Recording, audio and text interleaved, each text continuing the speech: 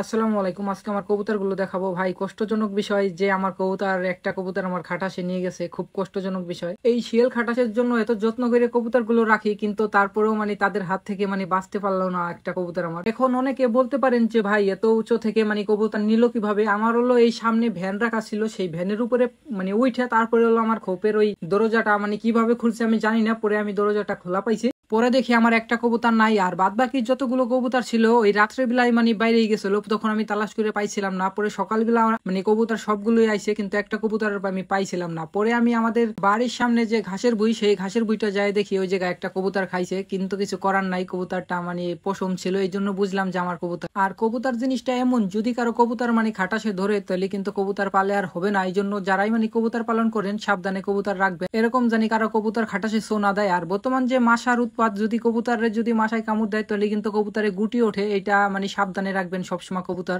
আর বর্তমান এখন যে বাচ্চা ওঠে কবুতরের, এই বাচ্চাগুলোর কিন্তু গুটি ওঠা এই সমস্যাটা বেশি দেখা যায়, একমাত্র এই মশায় কামড় দেয়। এই জন্য যাদের মশায় বেশি কবুতর কামড়ায়, আপনারা সবাই সাবধানে কবুতর রাখবেন যাতে মশায় না কামড় দেয় কবুতর গুলোকে। আর এই সিজনে কিন্তু কবুতরের বাচ্চা কিন্তু খোপের ভিতরে অনেকই মারা যায়, এই খেয়াল রাখবেন আপনারা এই জিনিসটা। যদি খোপের ভিতরে মারা যায় তাহলে কিন্তু ভিতরে পয়সা গন্ধ হয়ে যাবে, তাতে দেখা যাবে আপনার কবুতরের রোগ হইতে পারে। এই জন্য সবাই কবুতরের খোপে সাবধানে রাখবেন, সবসময় খেয়াল রাখবেন। আর বেশিরভাগ কারণেই মারা যায় বাচ্চা এই জন্যই যে এই সিজনে কিন্তু খাবার পায় না, পানি হয়ে যায় সব জায়গায়, এই জন্য কবুতরে অত খাবার পায় না। এই জন্য কবুতর গুলোকে বেশি বেশি খাবার দিবেন, দেখবেন আপনার কবুতর সবসময় সুস্থ থাকবে।